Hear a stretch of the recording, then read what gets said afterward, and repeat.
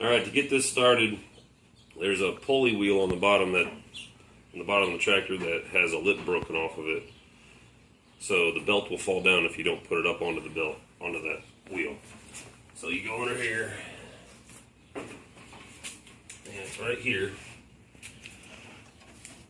It's the one, pretty much the one closest to you here. You push it up onto this pulley here.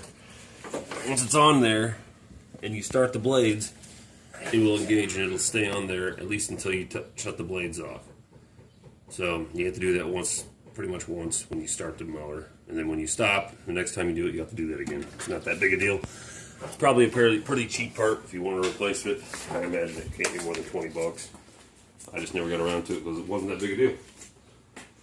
Alright, and secondly, this is a newer motor. It was put in, I think, in like 2009. But when the guy did it, he never got the compression right. So this little wheel here, you got to spin it counterclockwise till it stops. Once it stops, you'll hear that noise. Actually, I don't think it's going to stop, but that should build up enough compression for the engine to kick on when it's time. And then this thing right here, this little red, this is the fuel shutoff. If you don't shut it off every time, you'll get fuel backloaded into your carburetor and it won't start. So then you open up the fuel shutoff, and then when you're done mowing, you just close the fuel shutoff. Those are the only things that really need to be done to it.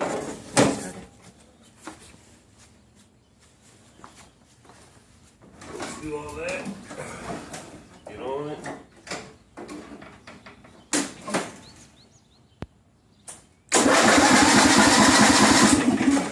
Make sure it's in choke.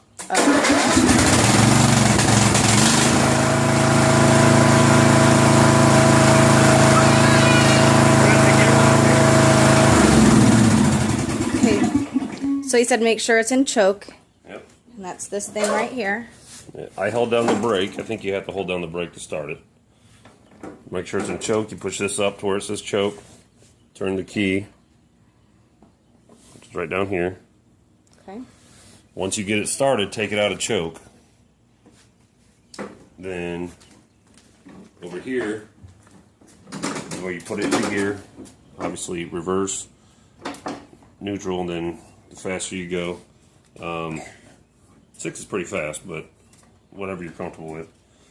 So pretend you put it in gear, you're driving now. Then this lever here, push that up, that turns the blades on. And you'll be able to tell, obviously it makes a different noise. Once the blades are going, you're free to go. You use this. Down here? Yeah. Then you use this to determine the height that you want it. Obviously, one's the lowest, go all the way up to 6. I always mowed on about 4. That seems like a good number, but obviously it's your preference. That's pretty much it. By kicking this on and getting the blades moving, that's what that pulley thing is that we did underneath it. Now, once I turn the blades off, most likely that pulley's going to drop. Most likely that belt dropped off that pulley. That's why you got to push it up every time. And again, it's a cheap part. I'm sure you can replace it pretty inexpensively. I just never got around to it because it was never that big a deal for me. So, other than that, you're good. If you do get off the tractor, you shut it down, you get off the tractor and it won't start, it's probably because you still have the blades in. It will not start with the blades going right away. You have to start it before the blades will go. So if it won't start, always check that.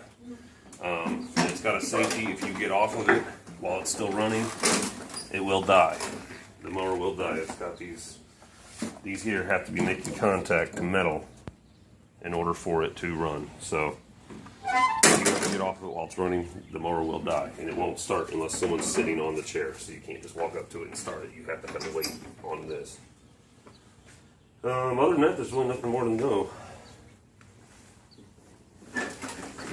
And just call if you have any questions.